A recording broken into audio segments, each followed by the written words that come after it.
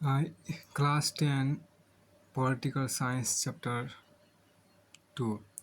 Class 10 Political Science Chapter 2 Part 2. How federalism practiced. How is federalism practiced. How is federalism practiced? यहाँ पे जो कहा गया इसको देखिए. Constitutional provisions are necessary for the success of federalism. यहाँ पे जो चीज़ आपको कहा गया देखिए, constitutional provisions are necessary for the success of federalism, but these are not sufficient. If the federal experiment has succeeded in India, it is not merely because. देखिए यहाँ पर कहा गया कि constitutional provisions are necessary for the success of federalism but these are not sufficient. Constitutional provisions are necessary for the success of federalism but these are not sufficient. If the federal experiment has succeed in India, it is not merely because of the clearly laid out constitutional provisions. यहाँ पर देखिए संघीय व्यवस्था के कारगर कामकाज के संवैधानिक प्रावधान जरूरी है, पर इतना ही पर्याप्त नहीं है. हम यहाँ कॉन्स्टिट्यूशनल प्रोविजंस आर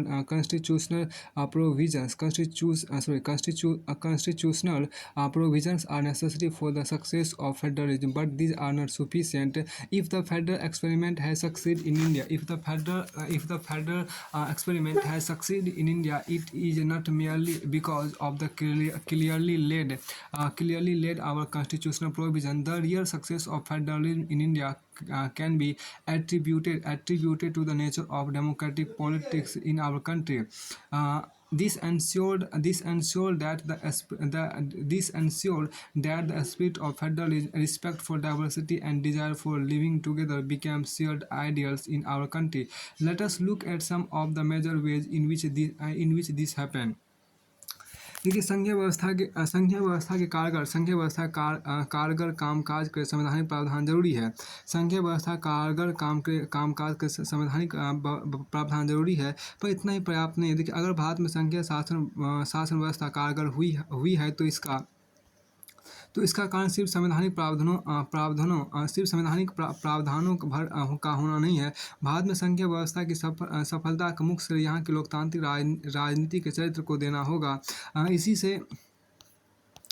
इसी से संघवाद की भावना, विविधता का आदर और संघ साथ रहने की इच्छा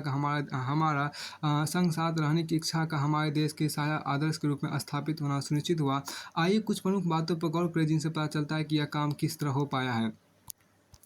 तो पहले आपके यहाँ पर देखिए जो मैप आपके यहाँ पर कुछ दिया गया. मैप आपको सन 1947 के भारत का मैप दिया गया है. तो ये आपको इस मैप का हम बाद में भी अध्ययन कर सकते हैं. सन 1947 का जो भारत है उनका यहाँ पर आपको मैप शो किया गया है.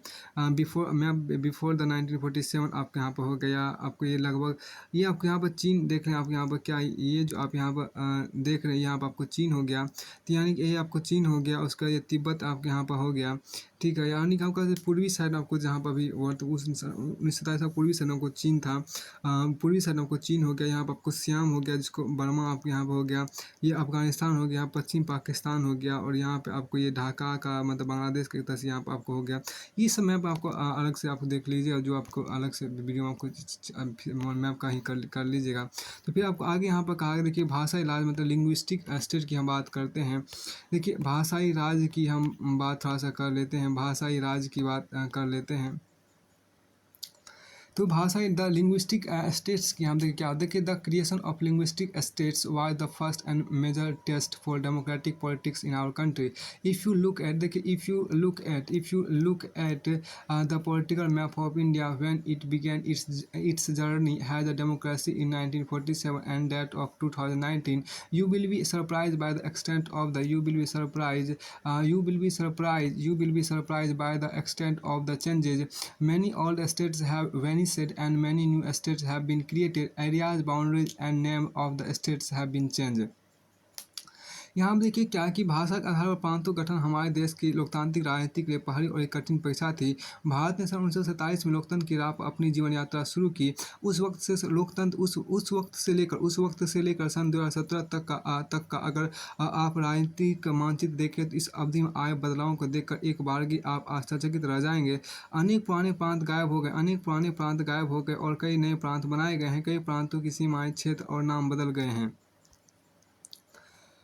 आगे यहाँ पर आपको देखिए नए राज्यों को बनाने के लिए देखिए in 1947 the boundaries of several old states of India were change in order to create new states. This was done to ensure that people who spoke the same language lived in the same state. some states were created not on the basis of language but to recognize differences based on ethnicity or geography. This includes a state like Nagaland, Uttarakhand, and Jharkhand. When the demand and Jharkhand देखिए यहाँ पर जो आपको कहा गया कि देखिए नए राज्यों को बनाने के 1950 के दशक में भारत के कई पुराने राज्यों की सीमाएं बदली। ऐसा यह सुनिश्चित करने के लिए किया गया कि भाषा बोलने वाले एक भाषा बोलने वाले लोग एक राज्य में आ जाए। इसके बाद कुछ अन्य राज्यों का गठन भाषा के आधार पर नहीं बल्कि संस्कृति, भूगोल अथवा जातीयताओं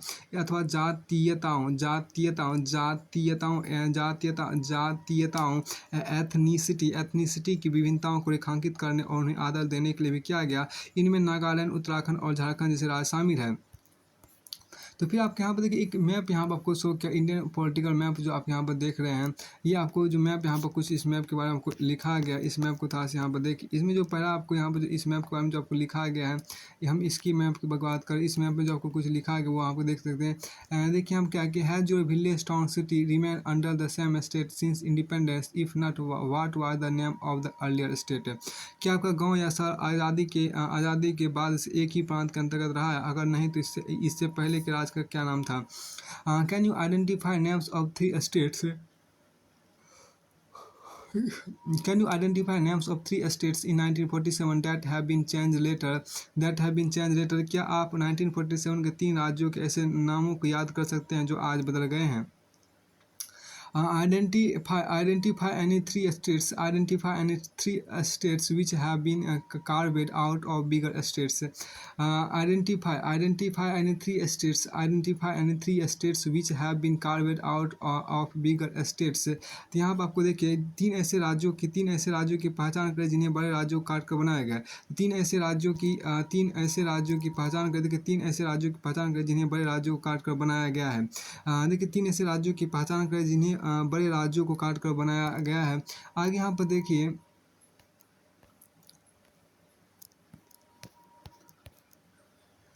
अब यहाँ पर ये पाकिस्तान, उत्तराखंड आपको चाइना के यहाँ पर आपको देखिए मिल रहा है। यहाँ पर आपको देखिए ये पाकिस्तान के यहाँ पर आपको हो गया मैप, इंडियन पॉलिटिकल मैप आपको हो गया। ये प्रेफरेंस यहाँ पर कुछ सिंबल आपके यहाँ पर संकेत दिए गए। तो इसका फिलहाल यहाँ पर छोड़ दीजिए आप, इसकी यहाँ पर फिलहाल कोई ज़रूरत नहीं। आगे यहाँ पर चले जो मुख्य बातें होगी जिसका हम पहले बाद में चर्चा कर लेंगे।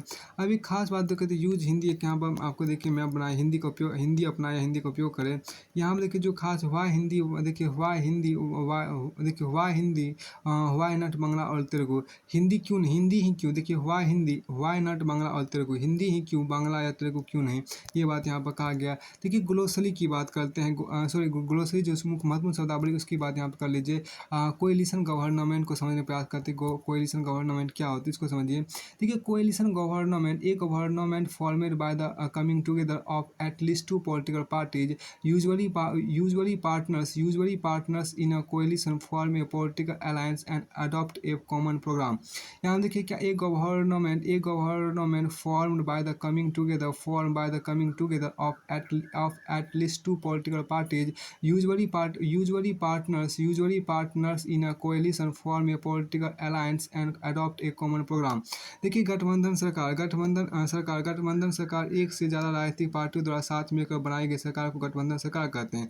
गठबंधन सरकार के एक से ज़्यादा राजनीतिक पार्टियों द्वारा साथ मिलकर बनाई गई सरकार को गठबंधन सरकार कहते हैं। आमतौर पर गठबंधन में शामिल दल एक राजनीतिक गठजोड़ करते हैं। और एक साझा कार्यक्रम स्वीकार करते हैं।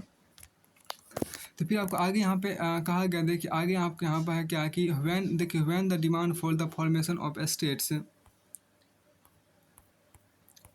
तो यहाँ पर आपको जो बातें कही गई है, देखिए कि भाषाई राज्य की बात आपको हो चुकी थी। देखिए जब एक भाषा के आधार पर राज्य के गठन की बात उठी, देखिए जब एक भाषा के आधार पर राज्य के गठन की बात आपको उठी, जब एक भाषा के आधार पर राज्यों के गठन की बात उठी, तो कई राष्ट्रीय नेताओं को डर था कि इससे देश टूट जाएगा। केंद्र सरकार ने इसी के चलते राज्यों का पुनर्गठन कुछ समय के लिए टाल दिया था, पर हमारा अनुभव बताता है कि भाषावार राज्य बनाने से देश ज़्यादा एकीकृत और मजबूत हुआ। पर हमारा अनुभव बताता है कि भाषावार राज्य बनाने से देश ज़्यादा एकीकृत और मजबूत हुआ। इससे प्रशासन भी पहले की अपेक्षा कहीं ज़्यादा सुविधाजनक हो गया। अब देखिए, when the demand for the formation of states on the basis of language was raised, some national leaders feared that it would lead to disintegration of the country.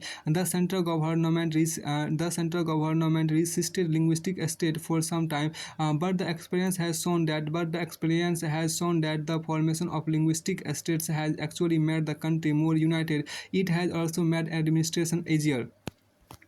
देखिए यहाँ पर लैंग्वेज पॉलिसी की बात आपको कही गई, किसकी बात यहाँ पर लैंग्वेज पॉलिसी, लैंग्वेज पॉलिसी की बात आपको यहाँ पर कही गई है। तो लैंग्वेज पॉलिसी की बात है, देखिए भाषाई नीति या भाषा नीति जिसे बोलते उसकी बात यहाँ पर कही, उसकी समझने का प्रयास करते हैं। भाषा नीति या भाषा नीति को समझिए।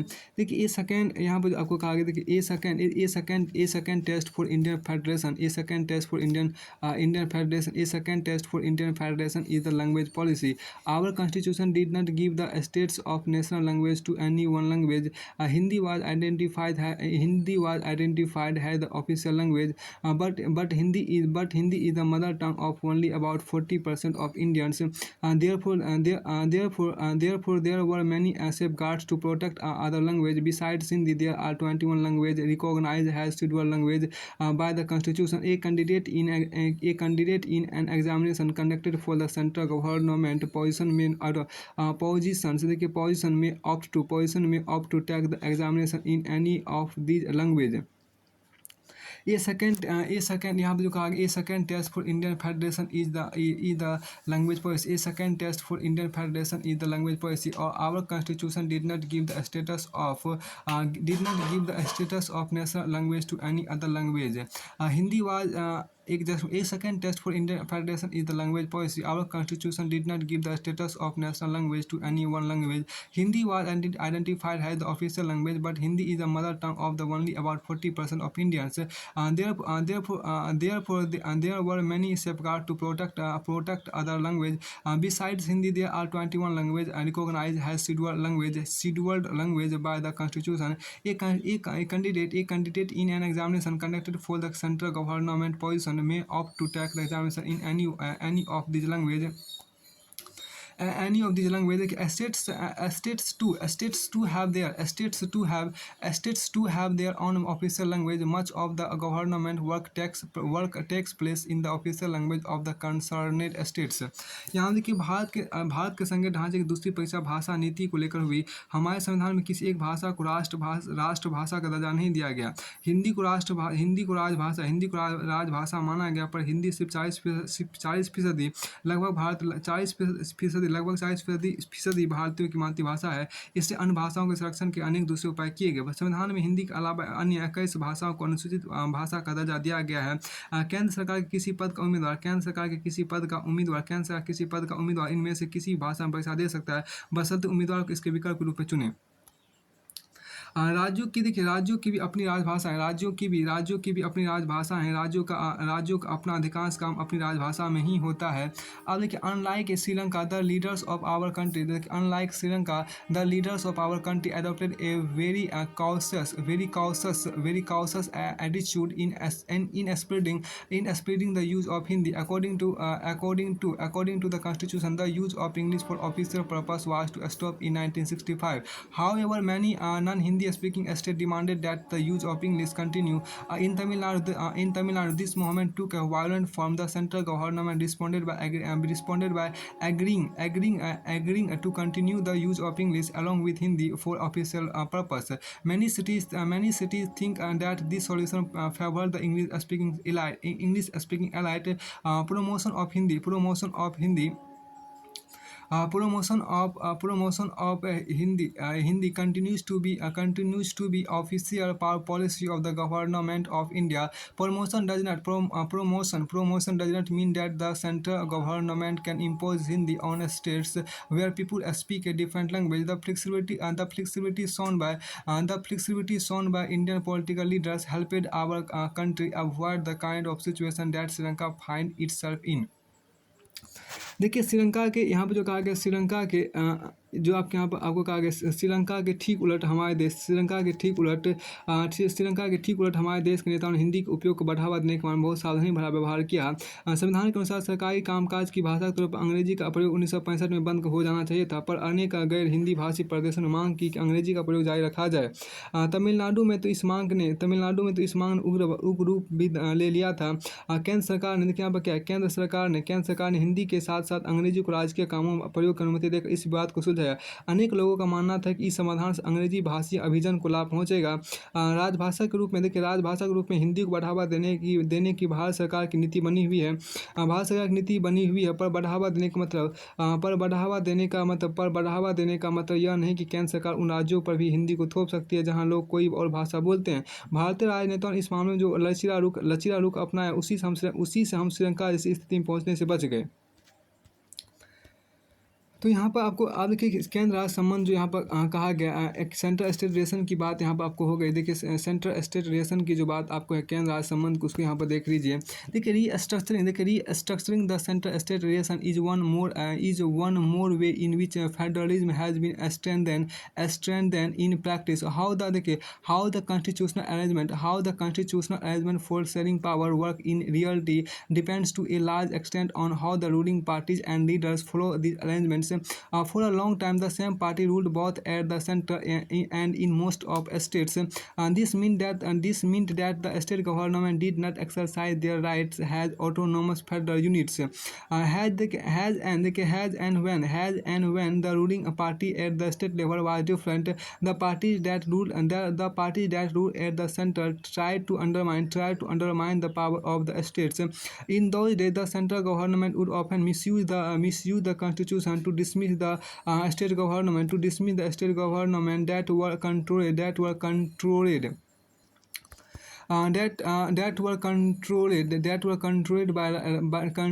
by rival parties. This undermined the spirit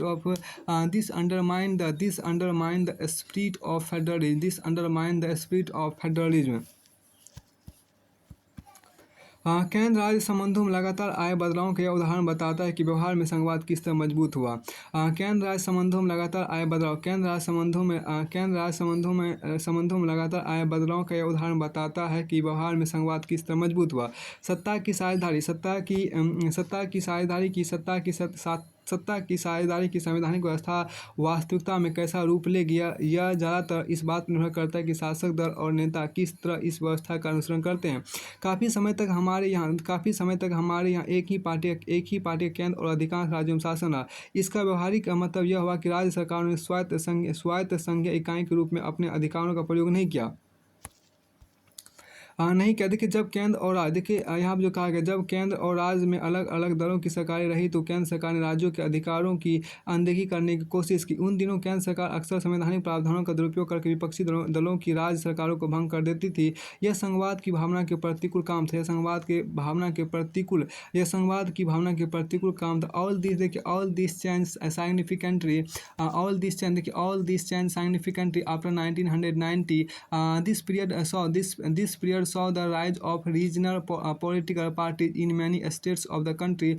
This was also the beginning of the era of coalition government at the center. Since no single party got a clear majority in the Lok Sabha, the major national parties had to enter into an alliance with many parties, including several regional parties, to form a government at center. This led to a new culture of power sharing and respect for the autonomy of state government. This trend was Trend was supported by a major judgment of Supreme Court that made it difficult for the central government to dismiss a state government in an arbitrary manner. Thus federal power sharing is more effective today than it was the early years after the Constitution came into force. यहाँ जो कहा है देखो 1990 के बाद से यह स्थिति काफ़ी बदल गई। इस अवधि में देश के अनेक राज्यों में क्षेत्रीय दलों का उदय हुआ। यही दौर केंद्र में गठबंधन सरकार की शुरुआत का भी था। चूंकि किसी एक दल को लोकसभा में स्पष्ट बहुमत नहीं मिला, इसलिए प्रमुख राष्ट्रीय पार्टियों को क्षेत्रीय दलों समेत अनेक पार्टियों का गठबंधन बनाकर सरकार बनानी पड़ी। इसे सत्ता में साझेदारी और राज्य सरकारों की स्वायत्तता का आदर करने की नई संस्कृति पनपी। इस प्रवृत्ति को सुप्रीम कोर्ट के एक बड़े फैसले से भी बल मिला। इस फैसले के कारण आपको राज्य सरकार को मनमाने ढंग से भंग करना केंद्र सरकार के लिए मुश्किल हो गया। इस प्रकार आज संघीय व्यवस्था के तहत सत्ता की साझेदारी संविधान लागू होने के तत्काल बाद इस प्रकार आज संघीय व्यवस्था के तहत सत्ता की साझेदारी संविधान लागू होने के तत्काल बाद वाले दौर की तुलना में ज़्यादा प्रभावी है। तो यहाँ पर जो आपको कहा गया क्या कि देखिए यहाँ पर क्या देखिए यहाँ पर periods of running A coalition government की यहाँ पर बात आपको की गई है। पावर्स ऑफ द स्टेट्स यहाँ आपको है। तो यहाँ पर एक आपको जो दिया गया इसको थोड़ा सा समझ लेते हैं। यहाँ पर किसकी है, देखिए राज्यों की जो शक्तियाँ आपके यहाँ पर है। देखिए पावर्स ऑफ द स्टेट मतलब राज्यों की जो शक्तियाँ हुई आपके यहाँ पर है। और फिर यहाँ पर कुछ लोग है, देखिए periods of running A coalition government मतलब क्या, गठबंधन सरकार की कुर्सी की बात यहाँ पर की गई है। गठबंधन सरकार की जो कुर्सी उसकी बात यहाँ पर आपको की गई है। देखिए ऊपर में आपको जो कार्टून आपको दिया गया कोएलिशन गवर्नमेंट आपको यहाँ पर दिया गया, इसको समझिए पहले। देखिए here are two cartoon showing the relationship between centre and state. Should the state go to the centre with a begging bowl how can the leader of a coalition keep the partners of government satisfied. देखिए यहाँ की दोनों कार्टूनों में केंद्र और राज्यों के बीच का संबंध दिखाया गया है। क्या देखिए क्या राज्यों को केंद्र से गुहार लगानी चाहिए कि हमें कुछ और शक्तियाँ दे दो। क्या राज्यों को केंद्र से गुहार लगानी चाहिए हमें कुछ और शक्तियाँ दे दो। किसी गठबंधन सरकार का नेता सरकार में शामिल बाकी दलों को कैसे संतुष्ट रखे। किसी गठबंधन सरकार का नेता सरकार में शामिल बाकी दलों को कैसे संतुष्ट रखे। यहाँ देखिए जो आपको फिगर इसमें एक केंद्र सरकार देखिए कई सारे आपको नेता यहाँ पर मिलकर इस सरकार को यहाँ बना रहे हैं। इस चीज़ को यहाँ पर आपको बना रहे हैं। और यहाँ पर बम पटाखा सेट कर दिया गया मतलब जिसको जब मन है वो आपको उस चीज़ से निकल सकता है, उस पार्टी से आपको निकल सकता है। यहाँ इस बात को यहाँ पर शो किया गया है। और आप अगर यहाँ पर देखिए कि पावर ऑफ स्टेट की यहाँ पर जो बात की गई, पावर ऑफ स्टेट्स राज्यों की जो शक्तियाँ होती है उनमें देखिए सभी को एक बेगर्स के रूप में दिखाया गया है। सभी को एक बेगर्स के रूप में दिखाया गया है कि किसी को अधिक मिल रहा है किसी को कम मिल रहा है। राज्यों को शक्ति देने की जो मामला होता है केंद्र की तरफ से। यहाँ पर एक ये हो गया। उसके बाद देखिए कुछ घोषित आपको कोएलिशन गवर्नमेंट गठबंधन सरकार तो देख ही रहती है। यहाँ पर एक और चीज़ आपको एक कार्टून यहाँ पर देखिए ये वाला कार्टून देखिए यहाँ पर are you suggesting that regionalism is good for our democracy, are you serious. ये कहते हैं क्या आप यह कह रहे हैं कि क्षेत्रवाद रीजनलिज्म मतलब कुछ क्षेत्रवाद लोकतंत्र के लिए अच्छा है। क्या आप गंभीरता से ऐसा कह रहे हैं। तो फिर आपको आगे यहाँ पे देखिए आगे यहाँ पर आपको कहा गया क्या कि देखिए एक और आपको यहाँ पर है लिंग्विस्टिक डाइवर्सिटी ऑफ इंडिया की बात करें। देखिए लिंग्विस्टिक डाइवर्सिटी ऑफ इंडिया मतलब भारत की भाषाई विविधता के थोड़ा सा यहाँ पर चर्चा की गई है। उसको देखिए लिंग्विस्टिक डाइवर्सिटी ऑफ इंडिया की जो बात है उसको थोड़ा सा यहाँ पर हम देख लेते हैं मेजर बातें। देखिए यहाँ पर क्या लिंग्विस्टिक भारत की भाषाई विविधता की बात की गई है। भारत की भाषाई विविधता आपको देखिए linguistic diversity of India Bharat की भाषाई विविधता की बात हम कर रहे हैं। देखिए how many language do we have in India. देखो how many language do we have in India. देखिए how many language do we have in India the answer depends on how one counts it. The latest information that we have is from the Census of India held in 2011. This census recorded more than 1300 distinct languages which people mentioned as their mother tongue. And these languages were grouped together under some major language. For example, language like Bhojpuri, Magadhi, Bhojpuri, Magadhi, Bundelkhandi, Chhattisgarhi, Rajasthani, and many other were grouped together under Hindi. Even after this grouping, the census found 121 major languages. Of these, 22 languages are not included in the eighth schedule of the Indian Constitution and are therefore called scheduled language. Others are called non-scheduled language. In terms of language, India is perhaps the most diverse country in the world. देखिए भारत में कितनी भाषा, इसका जवाब एक इस बात पर निर्भर करता है कि आप भाषाओं की गिनती किस तरह करते हैं। इस बारे में अधिकृत नवीनतम सूचनाएं 2011 जनगणना के आंकड़ों से हासिल होता है। इस जनगणना में लोगों ने 1300 से ज़्यादा अलग अलग भाषाओं को अपनी मातृभाषा के रूप में दर्ज कराया था। इन भाषाओं कुछ प्रमुख भाषाओं के साथ समूहबद्ध कर दिया जाता है, जैसे भोजपुरी आपको मगधी, बुंदेलखंडी, छत्तीसगढ़ी, राजस्थानी और ऐसी दूसरी भाषाओं को हिंदी के अंदर जोड़ लिया जाता है। ऐसी समूहबद्धता के बाद जनगणना में 121 प्रमुख भाषाएं पाई गई। 121 प्रमुख भाषाएं आपको पाई गई। इनमें से 22 भाषाओं को भारतीय संविधान की 8वीं अनुसूची में रखा गया और इसी कारण इन्हें अनुसूचित भाषाएं कहा जाता है। बाकी गैर अनुसूचित भाषा कहते हैं। भाषा के हिसाब से भारत दुनिया का संभवतः सबसे ज़्यादा विविधता वाला देश है। आगे यहाँ पे जो कहा गया देखिए कि a look at the enclose table makes it clear that no one language is the mother tongue of the majority of our population. The largest language Hindi is the mother tongue of only about 40% Indians. If we add to that all those who knew Hindi had their second or third language, the total number was still less than 50% in 2011. As for the English, only 0.02% Indians recorded it as their mother tongue. Another 11% knew it as a second or third language. यहाँ पर देखिए क्या कि सात तरह की सूची को देखने पर यह स्पष्ट हो जाएगा कि कोई एक भाषा बहुसंख्यक भारतीयों की मातृभाषा नहीं है। देखिए सबसे बड़ी भाषा हिंदी भी सिर्फ 44% लोगों की मातृभाषा है। अगर दूसरी और तीसरी भाषा के तौर पर हिंदी जानने वालों की संख्या भी जोड़ ली जाए तो भी 2011 में यह संख्या 50% से कम ही थी। जहाँ तक अंग्रेजी की बात है तो सिर्फ 0.02% लोगों ने इसे मातृभाषा बताया था। दूसरी या तीसरी भाषा के तौर पर 11% लोगों ने अंग्रेजी को अपनी दूसरी और तीसरी भाषा के रूप में 11% लोगों ने अंग्रेजी बोलता था। दूसरी और तीसरी भाषा के रूप में अंग्रेजी 11% लोग बोलते थे या उपयोग करते थे। फिर आपको आगे आपका देखिए read this table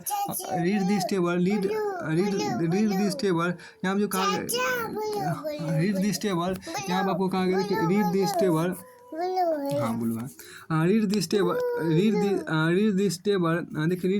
carefully, but you need not memorize it, just do the following. देखिए यहाँ पर कहा गया क्या कि इस सूची गौर से देखें लेकिन इसे याद करने की जरूरत नहीं है, सिर्फ इन कामों को कीजिए। यहाँ पर जो आपको कहा गया उसको यहाँ पर थोड़ा सा फॉलो कीजिए। ये आपको यहाँ पर है क्या, देखिए make a bar or pie chart on the basis of, देखिए यहाँ पे make a bar or pie chart on the basis of this information. देखिए on the basis of this information prepare a map of linguistic diversity of India by setting the region where each of these language is spoken on the map of India. Find out about any three language that are spoken in India but are not included in this table. देखिए इस सूचना के आधार पर बार या pie chart बनाइए। भारत की भाषाई विविधता को दर्शाने वाला एक नक्शा बनाइए। नक्शे में विभिन्न इलाकों को अलग अलग रंग से भरें और दिखाएं कि उन इलाकों के लोग कौन सी भाषा बोलते हैं। अब आगे हम देखिए ऐसी 3 भाषाएं ढूंढें जिनको भारत में बोला तो जाता है जो सूची में नहीं है। तो यहाँ पर आपको देखिए जो आपको शेड्यूल लैंग्वेज ऑफ इंडिया जो आपके यहाँ पर टेबल दिया गया उसमें आपको शेड्यूल लैंग्वेज ऑफ इंडिया मतलब भारत की जो अनुसूचित भाषाएं आपको है उनको मेंशन किया गया। भारत की जो अनुसूचित भाषा उनको मेंशन किया गया है। तो एक कॉलम आपको लैंग्वेज मिलेगा, दूसरे कॉलम आपको प्रोपोर्शन ऑफ स्पीकर मतलब लोगों की प्रतिशत कितना आपको बोलने को देखा जाएगा। देखिए आपको असमीज जो आपको यहाँ शेड्यूल में है कि असमीज है, बंगाली है, बोडो है, डोंगरी है, गुजराती है, हिंदी है। हिंदी मात्र आपको 43.63% बोला जाता है। कन्नाडा है, कन्नड़ है, कश्मीरी है, कोंकणी है, मैथिली है, मलयालम है, मणिपुरी आपके यहाँ पर हो गया। मराठी हो गया, नेपाली हो गया, ओडिया हो गया, पंजाबी हो गया, संस्कृत हो गया, संथाली हो गया, सिंधी हो गया, तमिल हो गया, तेलुगु हो गया, उर्दू हो गया। अगर आपको यहाँ देखिए सबसे अधिक आपको हिंदी बोलने वाली संख्या 43.63% ही आपको यहाँ पर है, 43.63% ही। लेकिन आपको अंग्रेजी यहाँ पर कहीं भी मेंशन नहीं किया गया, अंग्रेजी को यहाँ पर मेंशन नहीं किया गया। और अगर आप देखें तो हिंदी के बाद जो दूसरी सबसे बड़ी भाषा बोलने वालों की आपको है, हिंदी के बाद दूसरी सबसे बोलने वाला अधिक आपको बोलने वालों की जो संख्या है वो आपको यहाँ पर वो आपको बंगाली है। बंगाली आपको 8.03% लोग बोलते हैं, बंगाली आपको 8.03%। दूसरी सबसे अधिक बोलने वाली भाषा आपको जो शेड्यूल लिस्ट में आपको लिस्ट में है वो आपको बंगाली है, जो कि 8.03% बोला जाता है। तो बंगाली के बाद आपको जो तीसरी सबसे अधिक भाषा जो आपको होगी, तीसरी सबसे अधिक भाषा जो आपको है वो आपके यहाँ पर देख सकते हैं क्या कि आपको मराठी है। मराठी आपको 6.86% बोला जाता है, मराठी आपको 6.86% आपको बोला जाता है, मराठी आपको 6.86% बोला जाता है। अब आगे यहाँ पर देखिए, यहाँ पर इसके बाद आपको आगे यहाँ पर देख सकते हैं क्या कि प्रत्येक यहाँ पर जो आपको बातें कही गई है क्या कि देखिए, read the following excerpts from an article by noted historian Ramachandra Guha that appear in the times of that appear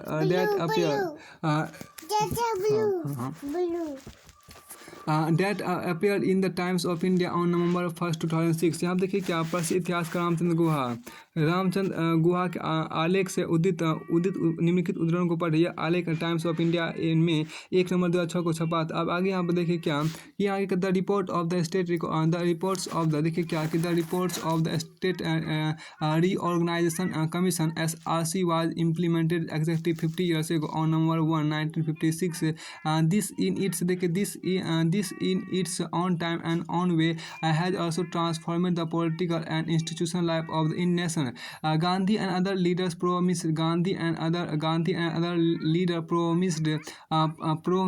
their followers that when freedom came, the new nation would be based on a new set of provinces.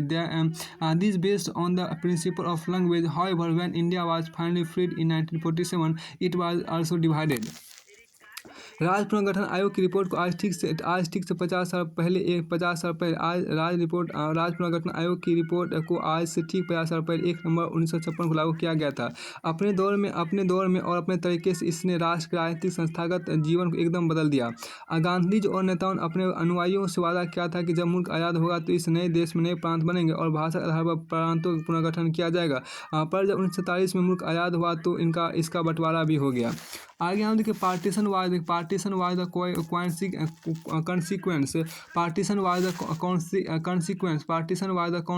consequence of a primordial attachment of to one's faith। देखिए यहाँ जो कहा partition was the consequence of a primordial attachment to one's faith। How many more partition would that other primordial royalty language leads to so run the thinking of Nehru, Patel and Rajaji। विभाजन धार्मिक आस्था देखिए यहाँ पर क्या विभाजन धार्मिक आस्था से पुरातन जुड़ाव का परिणाम था। विभाजन आपको धार्मिक आस्था से पुरातन जुड़ाव का परिणाम था। पुरातनी आस्था की एक ऐसी ही चीज़ भाषा, इसके आधार पर अब कितने विभाजन हो गए। नेहरू, पटेल और राजा जी के मन में एक सवाल कौन रहा था। तो पुरातनी आस्था की एक ऐसी ही चीज़ भाषा, इसके आधार पर अब कितने विभाजन होंगे। नेहरू, पटेल और राजा जी के मन में यह सवाल कौन रहा था। फिर आपको आगे यहाँ पर कहता है फार फ्रॉम, यहाँ पर देखिए क्या कि फार फ्रॉम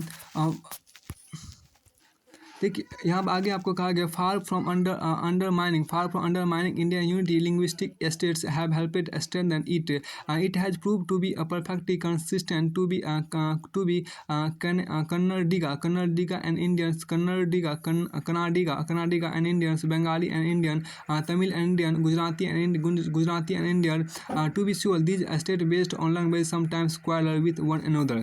यहाँ देखिए क्या कि भारत की एकता को कमजोर करने की जगह भाषा के आधार पर गठित राज्यों ने इसकी एकता को मजबूत करने में मदद की। एक व्यक्ति कन्नड़ और भारतीय या बंगाली और भारतीय एकता अथवा तमिल और भारतीय, गुजराती और भारतीय से दो पहचानों के साथ आसानी से जीता है।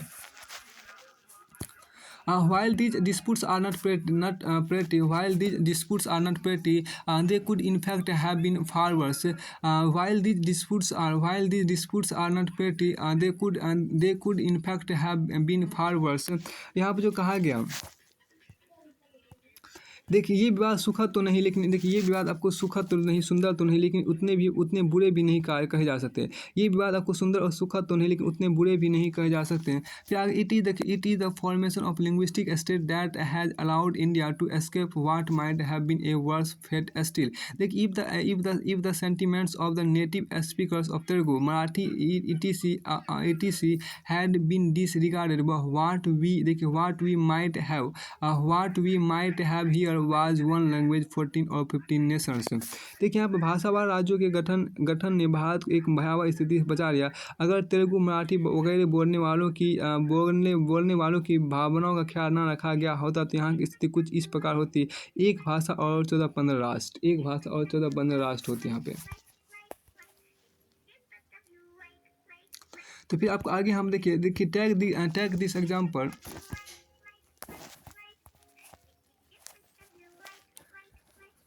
देखिए यहाँ पर आपको कहा है उसको थोड़ा सा देखिए take the example of your own states or any other state that was affected by linguistic reorganisation, write a short note for और against the argument given by the author here on the basis of that example. देखिए अपने राज्य अन्य किसी ऐसे राज्य उदाहरण ले जो भाषावार पुनर्गठन से प्रभावित हुआ। यहाँ जो तर्क दिया गया उसके पक्ष या विपक्ष उदाहरणों के साथ टिप्पणी लिखे। फिर आपको आगे यहाँ पर कहता है क्या कि देखिए so we are like a 3 tier coach in a train, I always prefer the lower berth. यहाँ पर जो कहा गया देखिए अच्छा तो हमारे यहाँ रेलगाड़ी के 3 टियर कोच जैसी व्यवस्था है, मुझे तो सबसे निचला बर्थ ही अच्छा लगता है। आगे यहाँ पर आपको कहा गया क्या देखिए डिसेंट्रलाइजेशन इन इंडिया, मतलब आपको भारत में विकेंद्रीकरण की बात को थोड़ा सा देख लीजिए। डिसेंट्रलाइजेशन इन इंडिया, देखिए डिसेंट्रलाइजेशन इन इंडिया की जो बात यहाँ पर कही गई, we noted above that federal government have 2 or more tiers of government, we have so far discussed the 2 tiers of government in our country, but देखिए यहाँ पर क्या कि but a vast country like India can not be run only through these 2 tiers. States in India, देखिए states in India are as large as independent countries of Europe. In terms of population Uttar Pradesh is bigger than Russia, Maharashtra is about as big as Germany. Many of these states are internally very diverse. There is thus a need for power sharing within these states. Federal power sharing in India needs another tier of government below that of the states government. This is the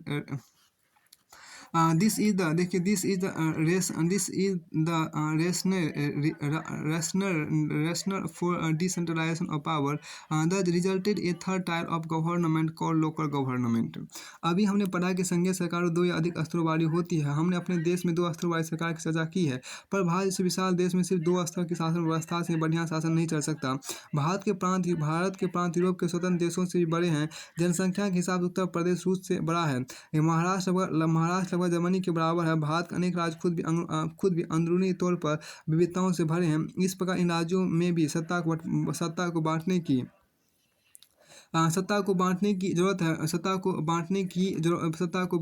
जरूरत है। भारत में संघीय सत्ता की साझेदारी 3 स्तरों पर करने की जरूरत है, जिसमें तीसरा स्तर स्थानीय सरकारों का हो और यह प्रांतीय स्तर की सरकारों के नीचे हो। भारत में सत्ता के विकेंद्रीकरण के पीछे यही तर्क दिया गया है। देखिए यहाँ पर जो आपको कहेगा उसको थोड़ा सा देखिए we noted above the federal government, देखिए we noted above that federal government have 2 or more tiers of government, we have so far discussed the 2 tiers of government in our country, but a vast country like India can not be run only through out these 2 tiers. States in India are as large as independent countries of Europe in terms of population. Uttar Pradesh is bigger than Russia. Maharashtra is about as big as Germany. Many of these states are internally very diverse. There is thus a need for power sharing within these states. Federal power sharing in India needs another tier of government below that of the below that of the देखिए below that of the states government, this is rational, this is the rationale for decentralization of power that resulted in the third tier of government called local government. देखिए when power is taken away from a central and state government and given to local government, it is called decentralization. देखिए बहुत अच्छी बात है यहाँ पे decentralization किसे कहते हैं. when power is taken away from central and state government and given to local government and it is called decentralization. The basic idea behind decentralization is that there are a large number of problems and issues which are best settled at the local level. People have better knowledge of problems in their localities. They also have better ideas on where to spend money and how to manage things more efficiently. Besides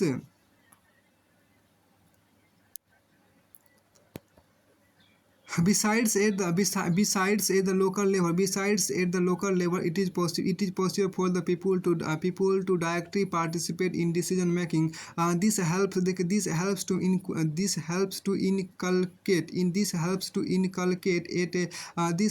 inculcate a habit of democratic participation. Local government is the best way to realize one important principle of democracy, namely local self government. देखिए यहाँ पर जो आपको कही गई उस बात थोड़ा सा यहाँ पर गौर कीजिए कि जब केंद्र और राज्य सरकार से शक्तियाँ और लेकर स्थानीय सरकार को दी जाती है. देखिए यहाँ पर जब कहा जब केंद्र और राज्य सरकार से शक्तियाँ लेकर स्थानीय सरकार को दी जाती है तो इसे सत्ता का विकेंद्रीकरण कहते हैं. एक मिनट यहाँ देखिए. देखिए हमने अभी पढ़ा कि संघीय सरकार दो या अधिक स्तरों वाली होती है. हमने अपने देश में 2 स्तर वाली सरकार की चर्चा की है, पर भारत इस विशाल देश में सिर्फ 2 स्तर की शासन व्यवस्था को ही बढ़िया शासन नहीं देखिए पर भारत इस विशाल देश में सिर्फ 2 स्तर की शासन व्यवस्था से ही बढ़िया शासन नहीं चल सकता. भारत के प्रांत यूरोप के स्वतंत्र देशों से बड़े हैं. जनसंख्या के हिसाब से उत्तर प्रदेश रूस से बड़ा है. महाराष्ट्र लगभग जर्मनी के बराबर है.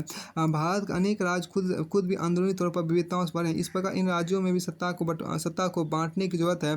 भारत में संघीय सत्ता की साझेदारी 3 स्तरों पर करने की जरूरत है, जिसमें तीसरा स्तर स्थानीय सरकारों का हो और यह प्रांतीय स्तर की सरकार के नीचे हो. भारत में सत्ता के विकेंद्रीकरण के पीछे यही तर्क दिया गया है. इसके फलस्वरूप 3 स्तरों की सरकार का संघीय सरकार का इसके यहाँ पर देखिए क्या कि इसके यहाँ पर क्या कि यहाँ देखिए थोड़ा सा कि इसके फलस्वरूप 3 स्तरों की सरकार का संघीय ढांचा सामने आया, जिसमें तीसरे स्तर को स्थानीय शासन कहा जाता है. जब केंद्र और राज्य सरकार से शक्तियाँ लेकर स्थानीय सरकार को दी जाती है तो इसे सत्ता का विकेंद्रीकरण कहते हैं. विकेंद्रीकरण के पीछे बुनियादी सोच यह है कि अनेक मुद्दों और समस्याओं का निपटारा स्थानीय स्तर पर ही बढ़िया ढंग से हो सकता है. लोगों को अपने इलाकों की समस्याओं की बेहतर समझ होती है. लोगों को इस बात की भी अच्छी जानकारी होती है कि पैसा कहाँ खर्च किया जाए और चीज़ों का अधिक कुशलता से उपयोग किस तरह किया जा सकता है. इसके अलावा देखिए यहाँ पर क्या इसके अलावा स्थानीय स्तर पर लोगों को फैसले में सीधे भागीदार बनाना भी संभव हो जाता है. इससे लोकतांत्रिक भागीदारी की आदत पड़ती है. स्थानीय सरकारों की स्थापना स्वशासन के लोकतांत्रिक सिद्धांत को वास्तविक बनाने का सबसे अच्छा तरीका है. स्थानीय सरकारों की स्थापना स्वशासन के लोकतांत्रिक सिद्धांत को वास्तविक बनाने का सबसे अच्छा तरीका है. सबसे अच्छा तरीका फिर आपको आगे यहाँ पर कहता है. देखिए द नीड फॉर डिसेंट्रलाइजेशन यहाँ पर देखिए जो कहा गया the need for decentralisation was recognise the need for decentralisation was recognise in our constitution. Since then there have been several attempts to decentralise power to the level of village and towns. Panchayats in village and municipalities in urban areas were set up in all the states, but these were directly under the control of state government. Election to these local government were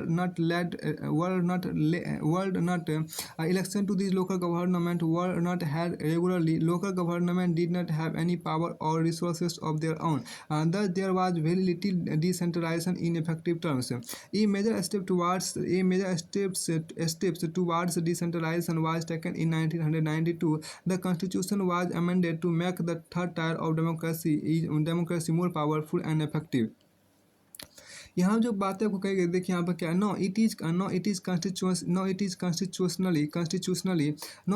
constitutionally mandatory to hold regular election to local government bodies. State देखिए seats and देखिए seats are reserved in the elected bodies and executive heads of these institutions for the scheduled castes, scheduled tribes and other backward classes.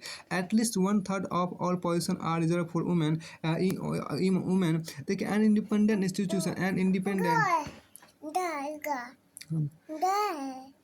यहाँ देखिए क्या कि and यहाँ पे जो कहा गया देखिए the state government are required to share some powers and revenue the state governments देखिए द स्टेट यहाँ पे जो आपको कहा गया the state government are required to share some powers and revenue with local government bodies the nature of sharing varies from state to states. देखिए यहाँ पे आपको कहा गया the state government are required to share some powers and revenue with local government bodies the nature of sharing varies from state to state rural state states and देखिए यहाँ पे जो कहा गया an independent institution called the state election commission has been created in each state to conduct panchayat and municipal elections. An independent institution called the state election commission has been created to in each state to conduct panchayat and municipal elections. फिर आपको आगे यहाँ पे कहा गया देखिए कि rural local फिर आपको आगे देखा the state government are required to share some powers and revenue with local government bodies the nature of sharing varies from state to state. Rural local government is popularly known by the name panchayati raj. Each village or a group of village in some states has a gram panchayat. This is a council consisting of several ward members often called punch and a president or sarpanch. They are directly elected by all the adult population living in that ward. Living in that ward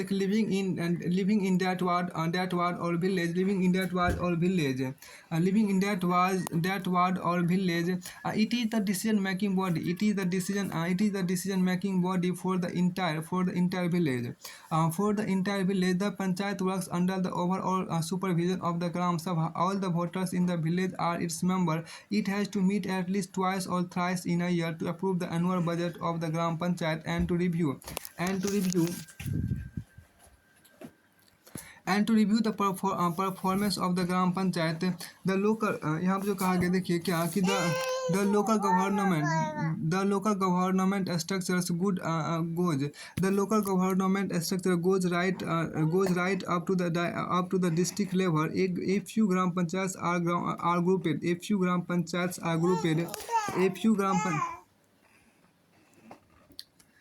ग्राम पंचायत देखिए यहाँ पे जो कहा गया एक few देखिए यहाँ पर क्या a few gram panchayat were grouped together to form what is usually called a panchayat समिति और ब्लॉक और मंडल. The member यहाँ देखिए the member of this representative body are elected by all the panchayat members in that area. All the panchayat समिति और mandals in a district together constitute the Jila District Parishad. Most members of the Jila Parishad are elected members of the Lok Sabha and MLAs of that district and some other officials of other district level bodies are also its member. Jila Parishad देखिए Jila Parishad chairperson is the political head of the Jila Parishad. Similarly, local government bodies exist for urban areas as well. Municipalities are set up in towns. Big cities are constituted into municipal corporations. Both municipalities and municipal corporations are controlled by elected bodies consisting of people's representatives. Municipal chairperson is the political head of municipality. In a municipal corporation, such an officer is called the mayor. यहाँ पर जो आपको कहा गया देखिए हमने अभी पढ़ा कि संघीय सरकारें दो या अधिक स्तरों वाली होती है। यहाँ पर जो आपको कहा गया देखिए और विलेज देखिए विकेंद्रीकरण की यहाँ पर जो आपको कहा गया विकेंद्रीकरण की जरूरत, देखिए विकेंद्रीकरण की जरूरत हमारे संविधान में भी स्वीकार की गई। इसके बाद से गांव और शहर के स्तर पर सत्ता के विकेंद्रीकरण की कोशिश से हुई। सभी राज्यों में गांव के स्तर पर, सभी राज्यों में आपको गांव के स्तर पर ग्राम पंचायतों और शहरों में नगर पालिकाओं की स्थापना की गई थी। पर इन्हें राज्य सरकारों के सीधे नियंत्रण में रखा गया था। इन स्थानीय सरकारों के नियमित इन स्थानीय देखिए यहाँ पर क्या इन स्थानीय सरकारों के नियमित ढंग से चुनाव भी नहीं कराए जाते थे। इनके पास ना तो अपना कोई अधिकार था, ना संसाधन था। इस प्रकार आपको प्रभावी ढंग से सत्ता का विकेंद्रीकरण नाम मात्र का हुआ था। वास्तविक विकेंद्रीकरण दिशा में, देखिए वास्तविक विकेंद्रीकरण की दिशा में एक बड़ा कदम 1992 को उठाया गया था। 1992 में आपको उठाया गया था। संविधान में संशोधन करके लोकतांत्रिक शासन व्यवस्था के इस तीसरे स्तर को ज़्यादा शक्तिशाली और प्रभावी बनाया गया। अब स्थानीय स्वशासी निकायों के चुनाव नियमित रूप से कराना संवैधानिक बाध्यता। अब स्थानीय स्वशासी निकायों के चुनाव नियमित रूप से कराना संवैधानिक बाध्यता है। निर्वाचित स्वशासी निकायों के सदस्य पदाधिकारियों के पदों में अनुसूचित जातियों, अनुसूचित जनजाति और पिछड़ी जातियों के लिए सीटें आरक्षित है। सीटें आरक्षित, देखिए कम से कम एक तिहाई पद, देखिए कम से कम एक तिहाई पद महिलाओं के आरक्षित है। हर राज्य में पंचायत और नगर पालिका चुनाव कराने के राज्य चुनाव आयोग नामक स्वतंत्र संस्था का गठन किया गया है। हर राज्य में पंचायत और नगर पालिका चुनाव कराने के राज्य चुनाव आयोग नामक स्वतंत्र संस्था का गठन किया गया है।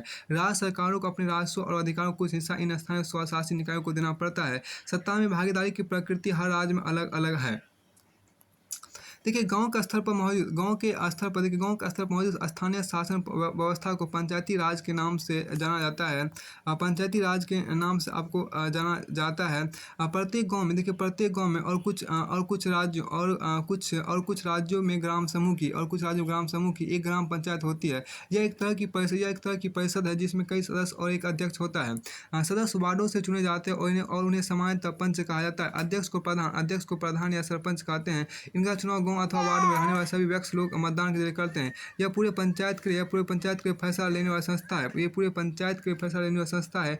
पंचायतों का काम ग्राम सभा की देखरेख में चलता है। गांव के सभी मतदाता इसके सदस्य होते हैं। इससे ग्राम पंचायत का बजट पास करने और इसके कामकाज के लिए साल में कम से कम 2 या 3 बार बैठक करनी होती है।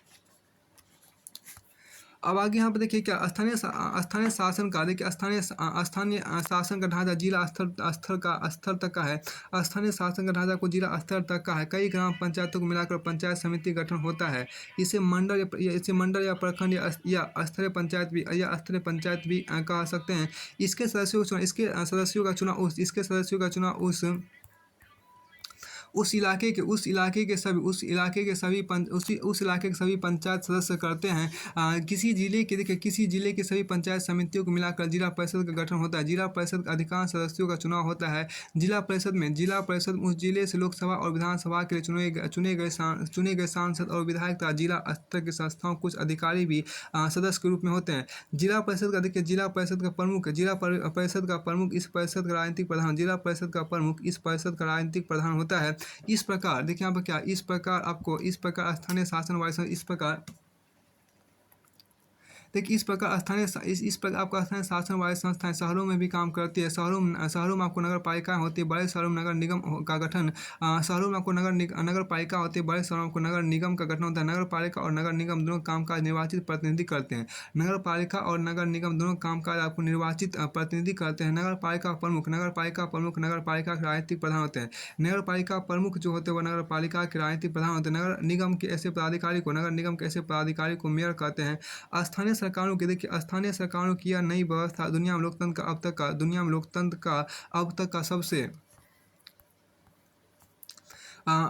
देखिए यहाँ पर सबसे अच्छा प्रयोग, सबसे बड़ा प्रयोग है। नगर पालिका और ग्राम पंचायतों के लिए करीब 36 लाख लोगों का चुनाव होता है। यह संख्याएं अपने आप में दुनिया के कई देशों की कुल आबादी से ज़्यादा है। स्थानीय सरकारों को संवैधानिक दर्जा दिए जाने से हमारे यहाँ लोकतंत्र की जड़ें और मजबूत हुई है। इससे महिलाओं का प्रतिनिधित्व बढ़ाने के साथ ही हमारे लोकतंत्र उनकी आवाज़ को मजबूत किया है। हम देखें कि बहरहाल इन सब के बावजूद भी बहरहाल इन सब के बावजूद अभी भी अनेक परेशानियां कायम है। पंचायतों के चुनाव तो नियमित रूप से होते हैं और लोग बड़े उत्साह से इनमें हिस्सा भी लेते हैं, लेकिन ग्राम सभाओं की बैठक नियमित रूप से नहीं होती। अधिकांश राज्य सरकारों ने स्थानीय सरकारों को पर्याप्त अधिकार नहीं दिया। अधिकांश राज्य सरकारों ने आपको स्थानीय सरकारों को पर्याप्त अधिकार नहीं दिए हैं। इस प्रकार हम स्वशासन की आदर्श स्थिति से काफ़ी दूर हैं। फिर आपको आगे यहाँ पे आपको कहा गया, यहाँ पे एक खास बात जो आपको कहा गया, देखिए similarly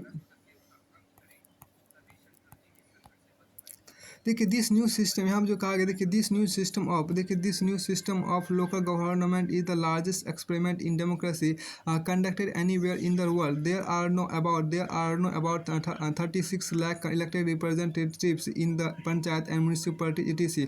all over the country, देखिए all over the country this number is bigger than the population of many countries in the world. देखिए constitutional status for local government has help to defend democracy in our country. देखिए it has also, देखिए यहाँ पर क्या, it has also increased women's representation and voice in our country. At the same time there are many difficulties while elections are held regularly. Why election are held regularly and enthusiastically, Gram Sabha are not held regularly. Most state government have not transferred significant power to the local government, nor have they given adequate resources. We are thus still a long way from realizing the idea of self-government. तो फिर आपको यहाँ पर आगे कहा गया,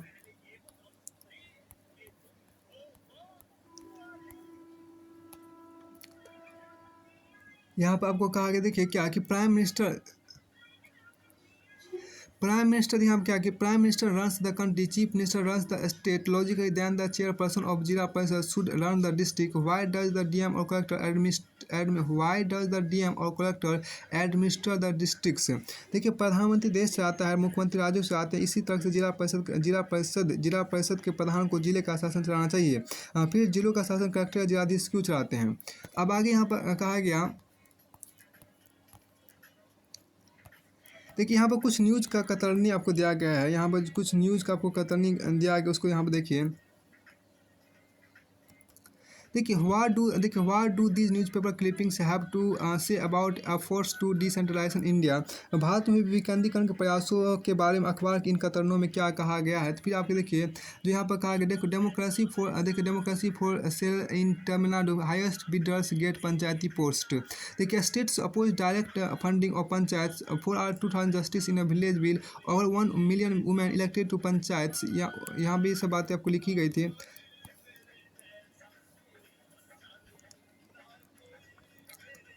तो फिर आपको यहाँ पर एक एन एक्सपेरिमेंट इन ब्राज़ील में एक्सपेरिमेंट, उससे पहले आपको इससे एक कुछ यहाँ पर देखिए ब्राज़ील का प्रयोग से पहले यहाँ पर एक जो खास बात आपको कहा गया, तो उसको देखिए अंतिम इस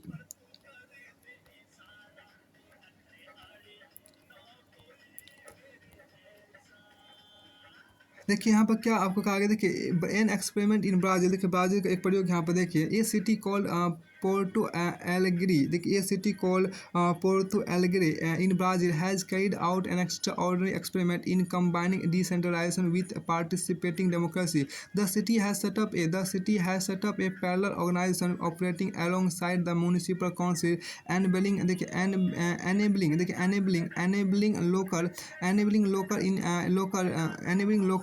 local inhabitants to take real decision for their city. For their city, the nearly 13 lakh people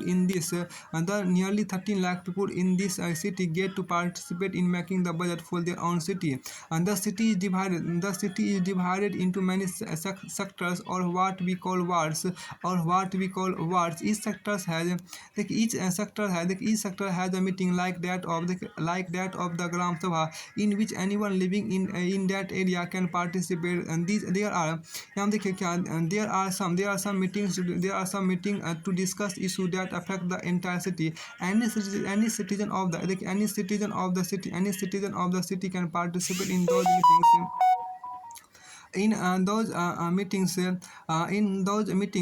budget of the city is discussed. In these meetings, the proposals are put to a municipality that takes a final decision about it.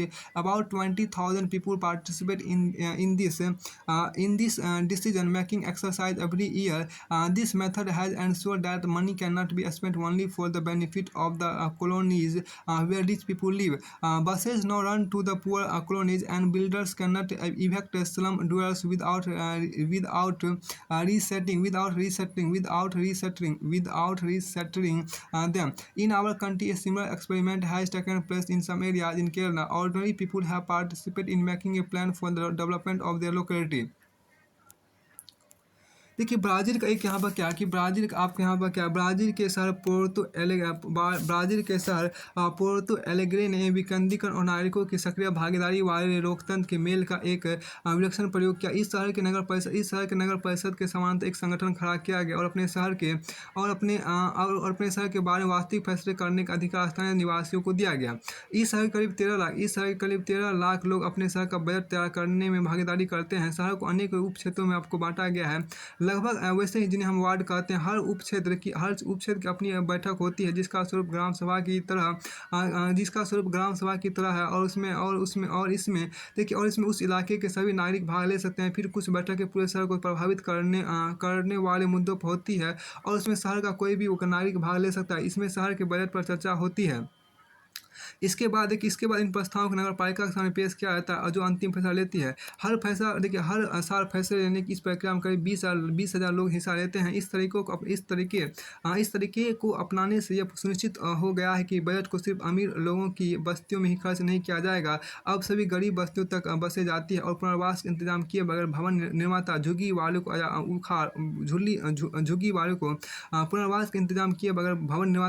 वालों को उजाड़ नहीं सकता, उसको फेंक नहीं सकता। अपने देश में केरल के कुछ इलाकों में से प्रयोग किए गए, वहाँ आम लोगों ने अपनी बस्तियों के विकास की योजना तैयार करने में भागीदारी की। फिर आपको आगे यहाँ पे कहा गया, देखिए फाइंड आउट, यहाँ जो कुछ खास बातें को दी गई उसको थोड़ा सा यहाँ पर देख लीजिए। यहाँ जो कुछ खास बातें आपको दी गई है उसकी कुछ बातें आप यहाँ पर कीजिए। Find out about the local government in the village और टाउन यू लिव इन।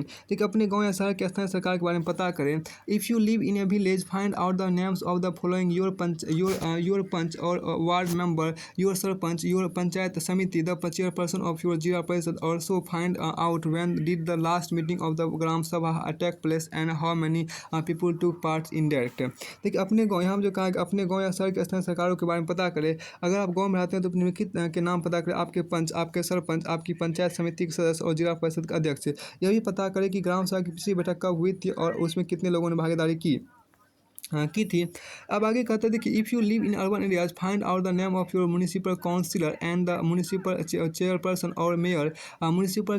और mayor, and also find out about the budget of your municipal corporation, municipality and the major items on which money was spent. देखिए क्या है कि यहाँ पर अगर आप शहर में रहते हैं तो निम्नलिखित का नाम पता करें। आपका काउंसलर मतलब आपका जो ये काउंसलर, आपको जो परिषद होता है आपका, ये आपका वार्ड पार्षद जिसे बोलते हैं, आपका पार्षद जिसे बोलते हैं, कौन से पार्षद बोलते हैं। नगर निगम, देखिए नगर निगम यहाँ पर जो कहा गया, नगर निगम एंड द म्यूनिसिपल चेयर, नगर निगम या नगर पालिका के प्रमुख, आपको जिसे बोलते हैं अपनी नगर पालिका अथवा नगर निगम का बजट, अपनी नगर पालिका अथवा नगर निगम बजट और खर्च के मुख्य मदों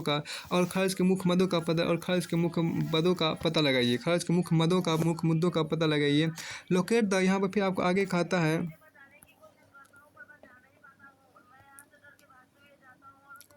देखिए यहाँ पर कुछ आपको locate the following states on a blank outline political map of India. ये सब क्वेश्चन यहाँ पर शुरू हो गया। ध्यान से देखिए, ये जो चैप्टर है पूरी तरह से आपको फिनिश होता है। इस चैप्टर के बाद